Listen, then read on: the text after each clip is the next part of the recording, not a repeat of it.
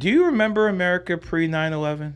You were Oh young. yeah, of course. I was young. But You might. I mean, listen, guys. I still remember that. I went to New York City young. actually in 1998. I went to New York City by myself on a bus on a Greyhound when I was 13 years old, by myself, and I went to see a family member over there, and I got to tell you, man, I remember what freedom was actually like in this country. Yeah. After 9/11, everything freaking changed. I mean, if you travel to other countries, and I'm sure people watching this podcast have, you notice when you come into America, there's a very strong police presence. Oh, yeah. As soon as you come into this goddamn country, all of a sudden you know there's police. Now in Russia, you may have a couple soldiers with AK-47s and shit like that. In Israel, same thing. You know, things like that will happen. But the amount of police when you come in this country, and that's another thing the numerology shows you. 4 is the number of law and order. America founded on the 4th.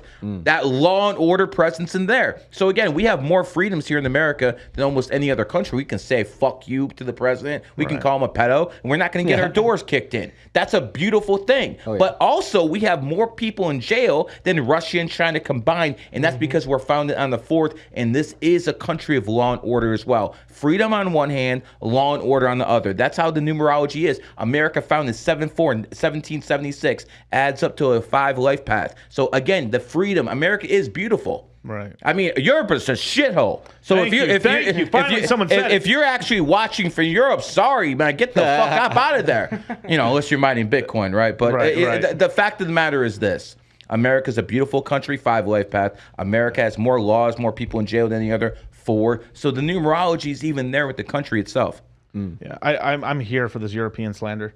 You know, I really am. And then too, I'm here for like the French slander, really, because like you're right, like they've gotten away with owning colonies, African colonies, this entire 14 nations, basically the entire just below the desert right there, that whole little section of like Africa right there. Yep. They control all of that. I think just Egypt alone is like the one country they just kind of, you know, it's because it's so tourism and stuff like that. They kind of No. They had no choice but to let go of Egypt. Right. In 1956, the English and the French came together, and they basically took over the Suez Canal from Egypt.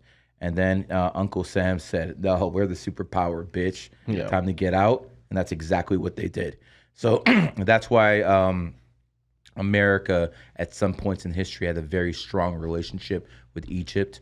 Especially when Nasser was around. No, Nasser was actually a communist, the guy who came in after him. Yeah, I mean, all you got to do is like take one tanker over the Strait of Hormuz, and you knock down the entire Middle East, basically. So it's not. I mean, yeah, it's really really important and stuff. I mean, I don't know if you listen to some of the geopolitical stuff and stuff in terms of like, oh my God, I forgot the name of the guy now. What's his name? I'll remember in a little bit, but basically, you know, what's going on is the United States is kind of just starting to pull out of their military away. They're starting to become, whether we like it or not, you know, they're kind of like deciding like, hey, we're going to start pulling back our military, and if you guys don't want to listen, okay, we'll just let the Middle East turn into a tinderbox, basically.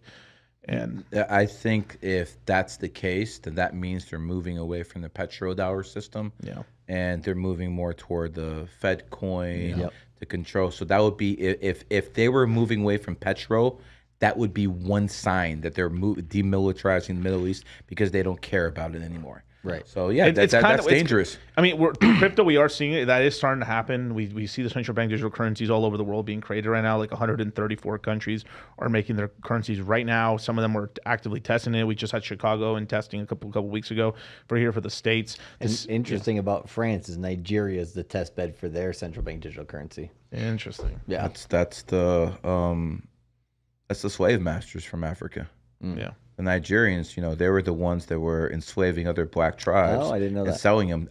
The Nigerians have the highest IQ in all of Africa as a whole. The Nigerians are the best scam artists in Africa. I mean, I think they're world famous. They're really good. I mean, there's people on IG pretending to be me. There's people on IG pretending to be me. I was told I'll be a millionaire tomorrow from the Prince. Of course. So, the Nigerians are great scam artists, but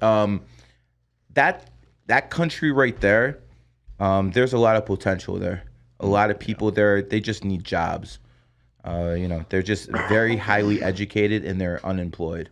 Right. So that's going to lead to criminal activity.